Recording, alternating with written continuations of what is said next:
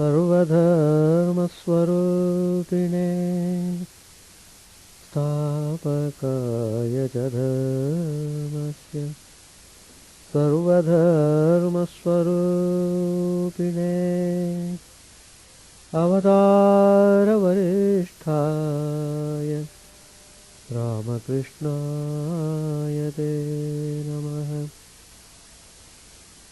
असतो मा सद्गमय तमसो मा ज्योतिर्गमय मृत्योर्मामृतङ्गमय।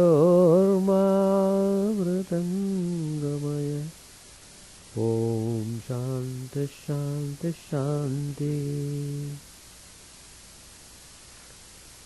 Let us offer our salutations to Sri Ramakrishna, the embodiment of all religions, the Supreme God incarnate, who came to establish universal religion. Let us pray to him to lead us from the unreal to the real, to lead us from the darkness of ignorance to the light of knowledge, to lead us from death to immortality.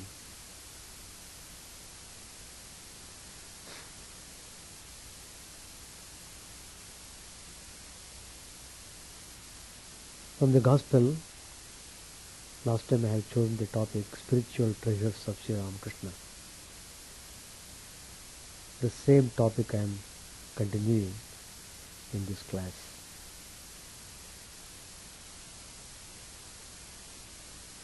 Sri Ramakrishna has given specific instructions which we should meticulously follow them.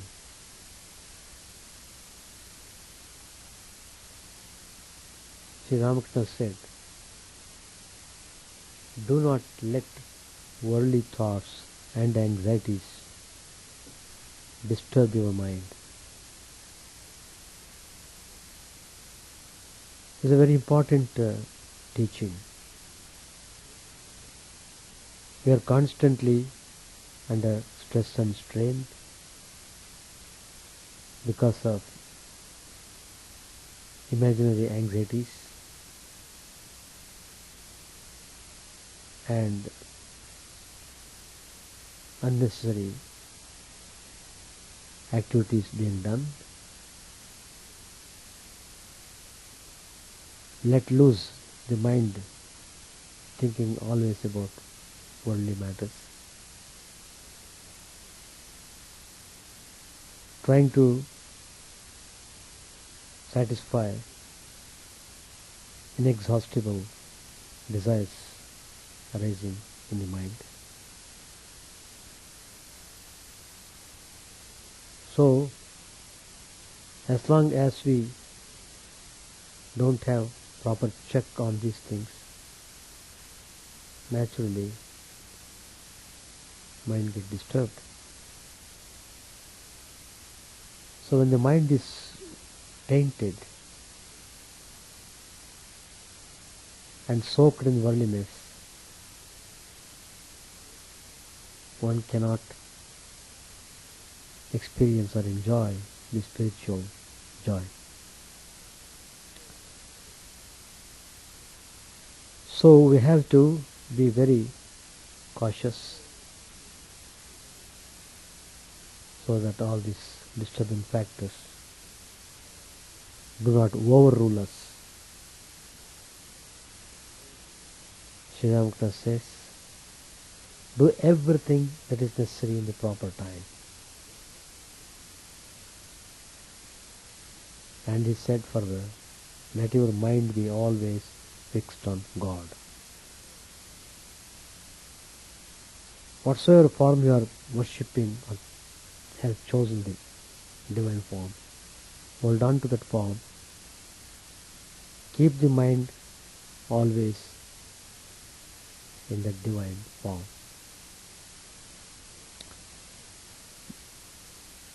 So, if you consciously try to fix the mind on God, to that extent mind is controlled, mind is not allowed to go to other distracting things.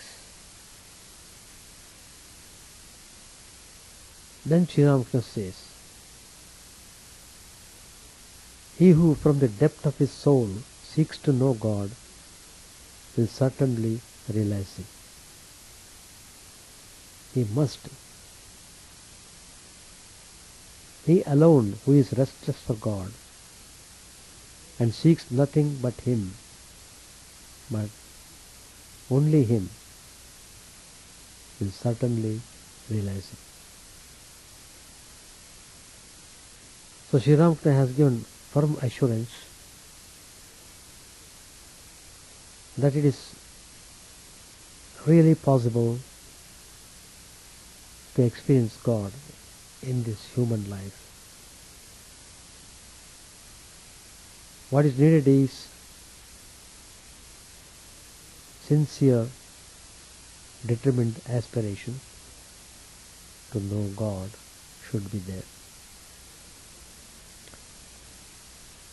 Every moment of our time, we must be restless for God. What is happening is, instead of being restless for God, we are restless for the things of the world. The world is dragging us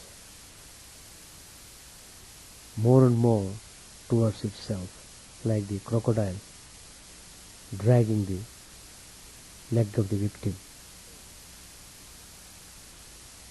So, strong aspiration from the depth of the soul is needed. Then Sri Ramakrishna says, certainly he will realize it. Sri Ramakrishna himself was the example how he was intensely yearning for the vision of the Divine Mother. Finally, he was blessed by the vision, by the cosmic vision of the Divine Mother. From thence onwards, Sri Ramakrishna was always full of bliss and peace. He would see only God in everything, and always spiritual ideas were coming out from his mouth.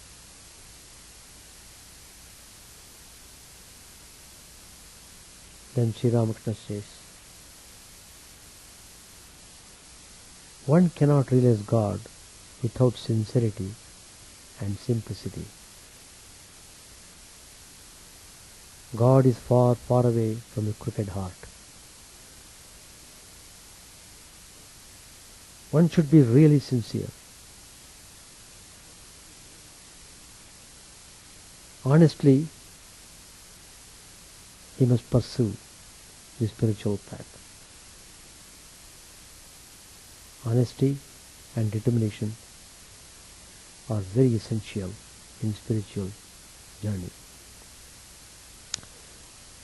And one should be simple. Simplicity is the greatest virtue. Sri Ramakrishna was the personification of simplicity.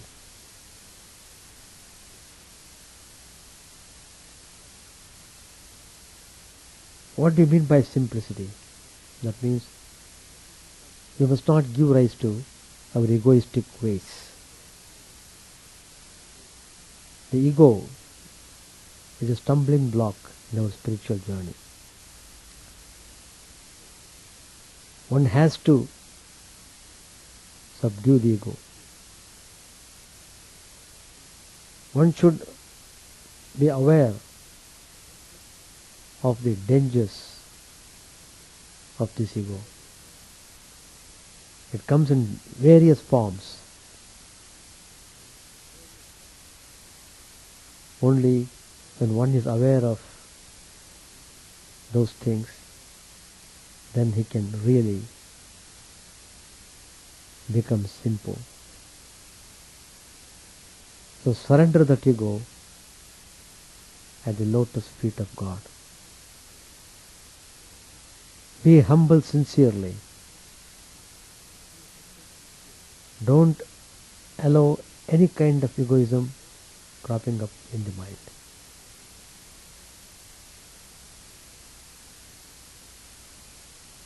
Somebody was telling in one of our meetings that sometimes the volunteers feel ego. I am the volunteer. Once the ego comes in, the spiritual content is destroyed and you become worse than the worldly man.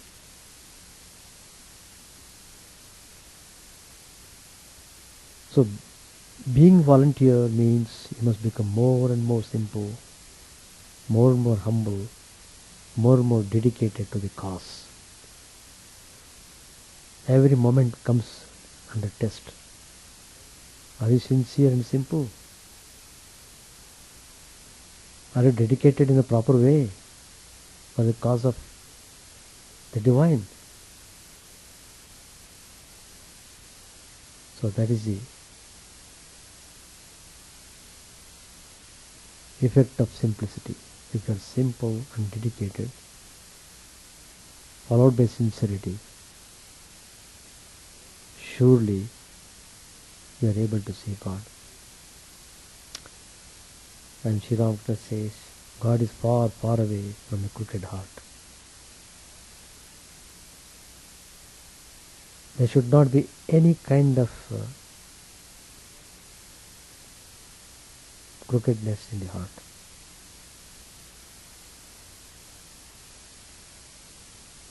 Somebody asked a question, Sir, how can we conquer the weakness in us? Sri Ramakrishna answered in a nice way. When the fruit grows out of the flower, the petals drop off themselves. So, when the divinity in you increases, the weakness of your human nature will all vanish of their own accord. You don't have to think about weakness. Develop spiritually on the positive side, and automatically the weakness goes away.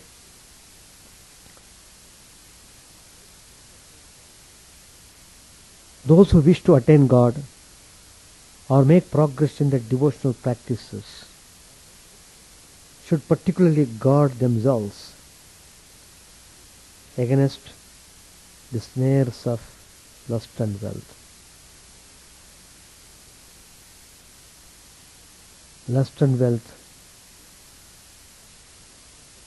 are the main culprits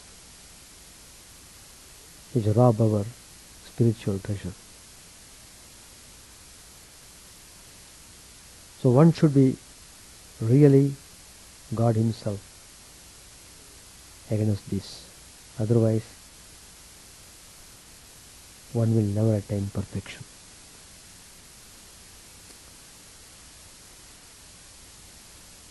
Then Sri Ramakrishna says,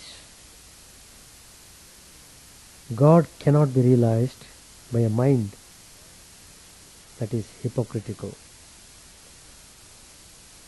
calculating, or argumentating. All these three, any one of them, if a person possesses, he cannot realize the truth. One must have faith and sincerity. To the sincere, God is very near, but he is far, far away from the hypocrite. Lord Krishna also says in the Bhagavad Gita, chapter 3, verse number 6, Karmendriyani samyamya ya aste manasa smaran indriyarthan vimudhatma mithyacharasya uchyate. He who restrains the organs of action sits thinking of the sense objects in mind. He of deluded understanding is called a hypocrite. The 5 organs of action, known as karmendriyas, what are they? One is vak, organ of speech. Then pani, hands. Padam, feet. Upastha, genital. And guda. Guda means anus. These 5 karmendriyas are born of the rajasic portion of the 5 tanmatras or subtle elements. Vak is born from the akasha tanmatra, space. Pani, hands, from the vayu tanmatra, that is air. Padam, feet, from the agni tanmatra, fire. Upasthan, genital, from apas tanmatra, water. And guda, anus, from the prithvi tanmatra, earth. That's how these 5 organs are born of these elements. So they are born of rajasic. These organs of action, karmendriyas, must be controlled. Thoughts should be controlled. Mind should be firmly fixed on the Lord. Only then a person can become a true yogi. Only then will he attain self-realization.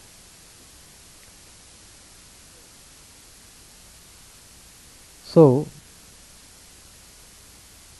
it is very important to know this significance of these teachings.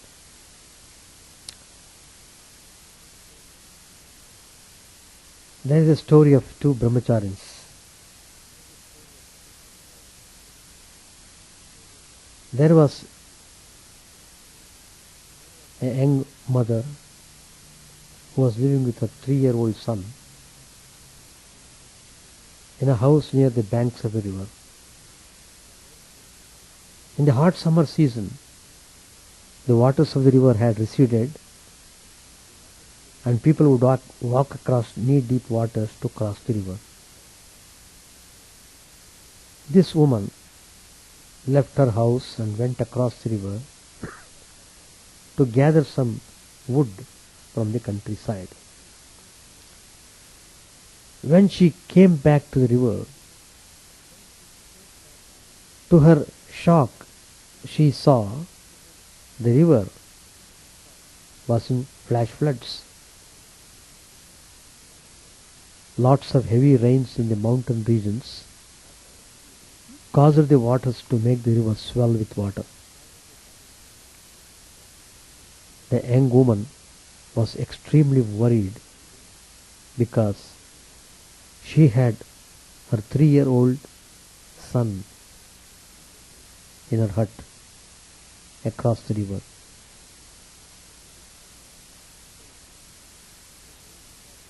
So she was worried because that boy may wander around and he may be carried away by the flood waters, and eventually there is every danger that this boy might be drowned. So naturally the mother became extremely distressed and hysterical with fear, terrible fear and terrible worry. Just then 2 young well-built brahmacharis, that is who lead celibate life, were passing by, and the mother frantically appealed to them begged them, asked those brahmacharis to help her cross the river. She told them about her 3-year-old son left alone to play by the house. The brahmacharis remembered the strict rules that they should not touch any female lest that could arouse lust, that they should not be in the company of any females. One brahmachari, whose name was Brahmapriya, reminded himself of the strict rules and said he can't help the young woman. The other brahmachari, whose name was Hari Sevak, he immediately came forward to help the mother cross the river. He carried the mother on his shoulders and started swimming across the strong currents of the river. He safely delivered the mother to the other side of the river, and then the brahmachari swam back to his hermitage.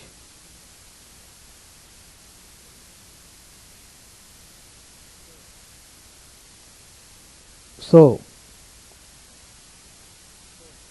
the brahmacharis came back to the hermitage where their guru was staying. Brahmapriya, who refused to help the mother in great distress, could not believe the breach of the strict regulations and was constantly harping on it, muttering and thinking about it all the way. When they reached the ashram, the Guru asked them how their day went. The irritated brahmachari Brahmapriya immediately spoke out in a strong condemnation about the behavior of his brother brahmachari, Harisevak. Then the Guru asked brahmachari Harisevak about the matter. He quietly said, "Master, when I looked at that woman, I looked at her as my own mother. I felt my mother was in great distress. I carried her across the river and forgot all about it. But it seems my friend Brahmapriya is still carrying the woman in his mind." The Guru was pleased with Harisevak, who used his discrimination and helped the mother, and spoke about the true meaning of hypocrisy as taught in the Bhagavad Gita.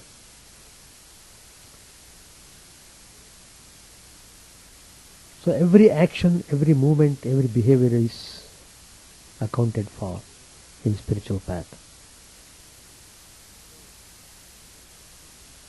So we should not lose time in understanding ideas and practicing them.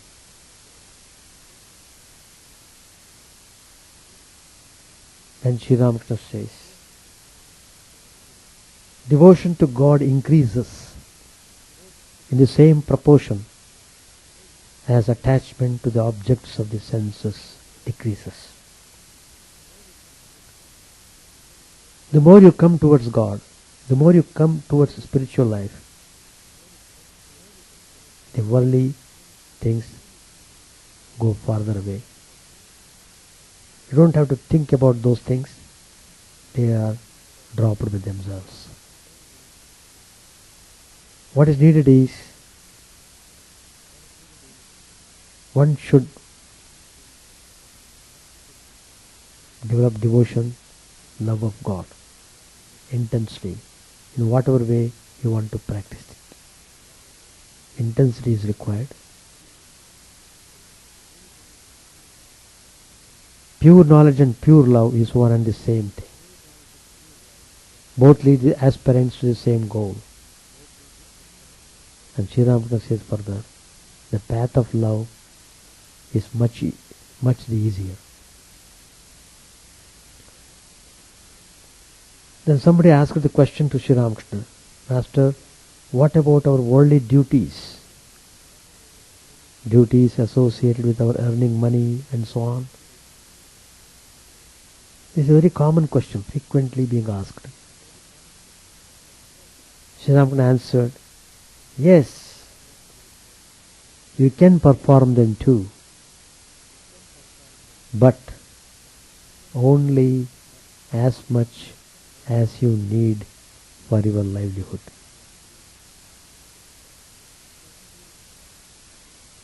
It doesn't mean that we should not pray to God, we should not practice spirituality,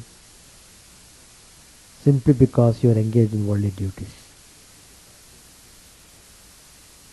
Sri Ramakrishna says, you must pray to God at the same time, in solitude, with tears in your eyes, that you may be able to perform those duties in an unselfish manner. Do your work, but surrender the results to God. If you think every work is God's work, that makes the practice easy. Undertake only those works that present themselves to you and are of pressing necessity, and those also in a spirit of detachment. It is not good to become involved in many activities that makes one forget God. There are people who work whole day. By the time they return to home, they are utterly exhausted. They simply lay down on the bed. Somebody should drop food into their mouth. How can they think of God? Impossible. So, but why do they run after so much of intense activity outside? Because it gives them wealth, money. Money plays a very important role in one's life.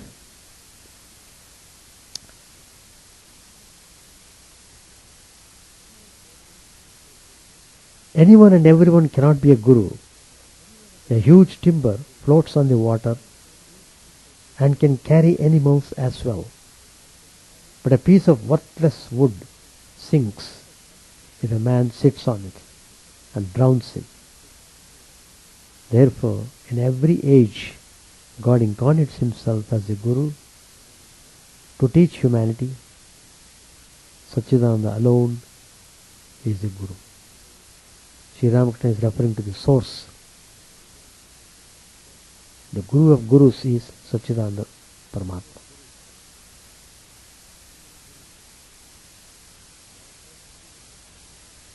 God does reveal himself to man and speak. Only then may one receive his command. How forceful are the words of such a teacher. They can move mountains. But mere lectures, people will listen to them for a few days and then forget them. They will never act upon mere words. This way, Sri Ramakrishna has given lots of spiritual treasures in the Gospel. Let us try to concentrate upon these teachings and step up our spiritual practices so that our devotion to God becomes steady. Narendranath said, page number 936, The master said, settle your family affairs and then come to me. You will attain a state higher than Samadhi. I went home this morning. My people scolded me saying, why do you wander about like a vagabond?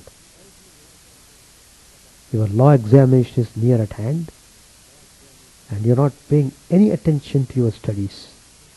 You wander about aimlessly. Master Maharaj asked, did your mother say anything?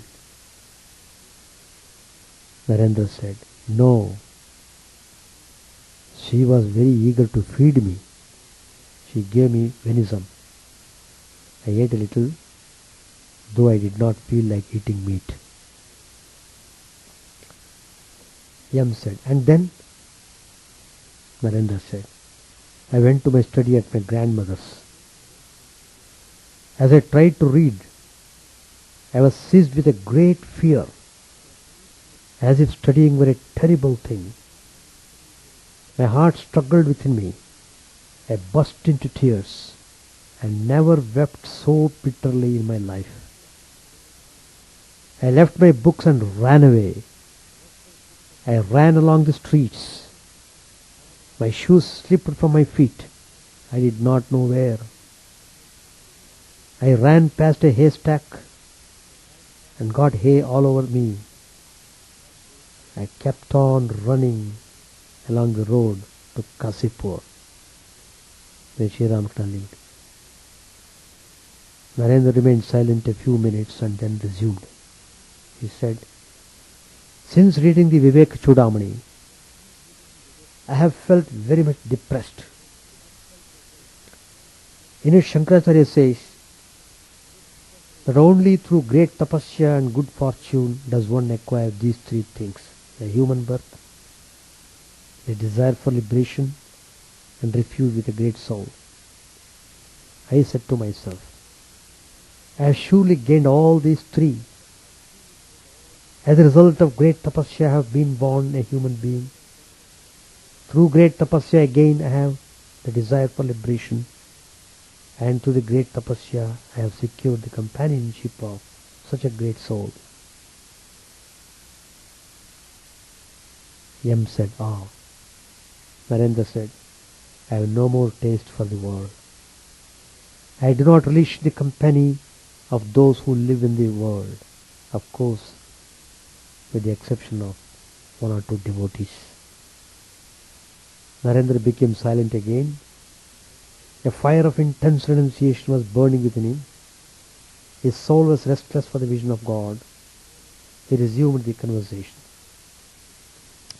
Narendra said to him, you have found peace, but my soul is restless. You are blessed indeed. Yam did not reply, but sat in silence. He said to himself, Sri Ramakrishna said that one must pant and pine for God. Only then may one have the vision of Him. Immediately after dusk, M went upstairs. He found Sri Ramakrishna asleep. It was about 9 o'clock in the evening. Niranjan and Shashi were sitting near the master. He was awake. Every now and then he talked of Narendra. Master said, how wonderful Narendra's state of mind is. You see, this very Narendra did not believe in the forms of God. And now you see how his soul is panting for God. You know that the story of the man who asked his Guru how God could be realized. The Guru said to him, come with me, I shall show you how one can realize God. Saying this, he took the disciple to a lake and held his head under the water. After a short time, he released the disciple and asked him, how did you feel? I was dying for a breath of air, said the disciple. When the soul longs and yearns for God like that, then you will know that you do not have long to wait for His vision. The rosy color on the eastern horizon shows that the sun will soon rise. This day Sri Ramakrishna's illness was worse. In spite of much suffering, he said many things about Narendra, though mostly by means of signs. At night, Narendra left for Dakshineshwar. It was very dark, being the night of the new moon. He was accompanied by one or two devotees. Yam spent the night at the Kasiper garden. He dreamt that he was seated in an assembly of sannyasis. Sri Ramakrishna was sitting on his bed and talking to Yam. No one else was in the room. It was about 4 o'clock in the afternoon. Master said, "If Shirode makes a pilgrimage to Ganga Sagar, then please buy a blanket for him." Yam said, "Yes, sir." Sri Ramakrishna was silent a few minutes. Then he continued, "Well, can you tell me what is happening to these youngsters? Some are running off to Puri and some to Ganga Sagar. All have renounced their homes. Look at Narendra. When a man is seized with the spirit of renunciation, he regards the world as a deep well and his relatives as a venomous cobras." Yam said, "Yes, sir, life in the world is full of suffering." Master, "Yes, it is the suffering of hell, and that from the very moment of birth. Don't you see what a trouble one's wife and children are?" Yam, "Yes, sir, you yourself said, these youngsters," that means Master's young disciples, "have no relationship whatsoever with the world. They owe nothing to the world, nor do they expect anything from it. It is a sense of obligation that entangles a man in the world." Master said, "Don't you see how Niranjan is? His attitude toward the world is this: here, take what is thine and give me what is mine. That's all. He has no further relationship with the world. There is nothing to pull him from behind. Lust and gold alone is the world. Don't you see that if you have money, you want to lay it by?" Yam burst out laughing. Sri Ramakrishna also laughed. Yam said, "One thinks a great deal before taking the money out." Both laughed. "But once you said at Dakshineshwar that it is quite different if one is able to live in the world free from the three gunas." Master said, "Yes," like a child. Yam said, "Yes, sir, but it is exceedingly difficult. It requires tremendous power."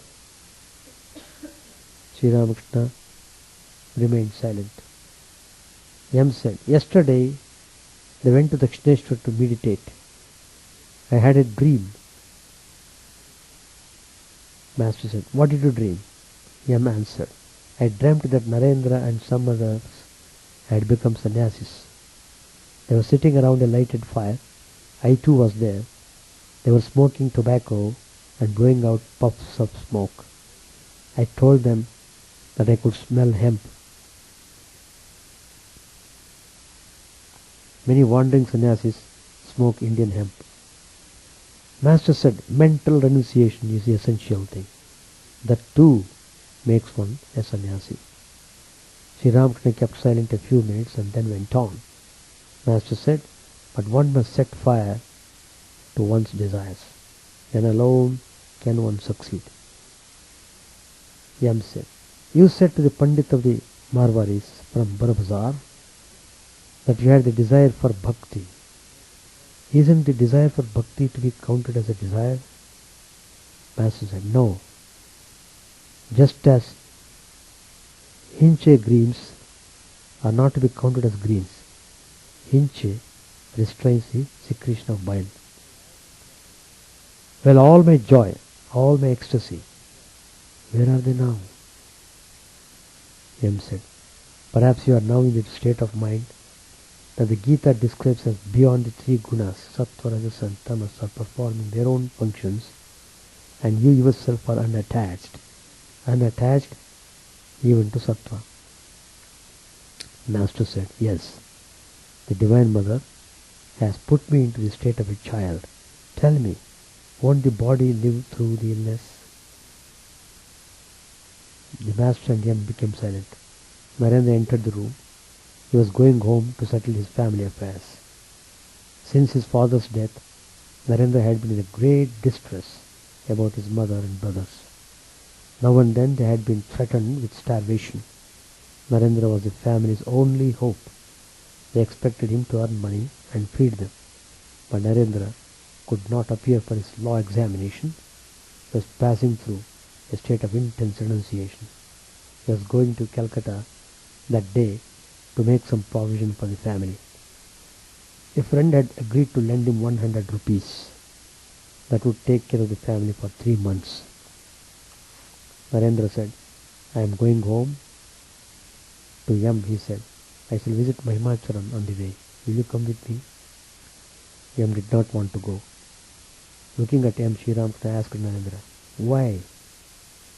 Narendra said, I am going that way, so I shall stop at Mahima's place and have a chat with him. Sri Ramakrishna looked at Narendra intently. Narendra said, a friend who comes here said he would lend me 100 rupees. That would take care of the family for 3 months. I am going home to make that arrangement. Sri Ramakrishna remained silent and looked at him. Yam said to Narendra, no, you go ahead. I shall go later. Just stop here. Any questions are welcome. Chant the name of the Lord and His glory unceasingly, that the mirror of the heart may be wiped clean and quench that mighty forest fire, worldly lust raging furiously within. Our name streamed down in moonlight on the lotus heart, opening its cup to knowledge of thyself, O self, down deep in the waves of his bliss, tasting his nectar at every step, bathing in his name that baths for very selves. Various are thy names, O Lord, in each and every name thy power resides. No times are set, no rites are needful for chanting of thy name. So vast is thy mercy. How huge then is my wretchedness, who find in this empty life and heart no devotion to thy name. O my mind, be humbler than a blade of grass. Be patient and forbearing like a tree. Take no honor to thyself, give honor to all. Chant unceasingly the name of the Lord. O Lord and soul of the universe, mine is no prayer for wealth retinue. The playthings of lust or the ties of fame. As many times as I may be reborn, grant me, O Lord, a steadfast love for thee. A drowning man in this world's fearful ocean is thy servant, O sweet one. In thy mercy, consider him as dust beneath thy feet. How I long for the day when an instant separation from thee, O Lord, will be as 1,000 years, when my heart burns with its desire, and the world without thee is a heartless void. Prostrate at thy feet let me be, in unwavering devotion, neither imploring the embrace of thine arms, nor bewailing the withdrawal of thy presence, though it tears my soul asunder. O thou who stillest the hearts of thy devotees, do with me what thou wilt, but thou art my heart's beloved, thou and thou alone. O Lord, lead us from the unreal to the real, lead us from darkness to light, and lead us from death to immortality. May all be free from dangers, may all realize what is good, may all be actuated by noble thoughts, may all rejoice everywhere. May all be happy, may all be free from disease, may all realize what is good, may none be subject to misery. May the wicked become virtuous, may the virtuous attain tranquility, may the tranquil be freed from bonds, may the freed make others free. May good betide all people, may the sovereign righteously rule the earth, may all beings ever attain what is good, may the worlds be prosperous and happy. May the clouds pour rain in time, may the earth be blessed with crops, may all countries be freed from calamity, may holy men live without fear. May the Lord, the destroyer of sins, the presiding deity of all sacred works, be satisfied, for he being pleased, the whole universe becomes pleased, he being satisfied, the whole universe feels satisfied.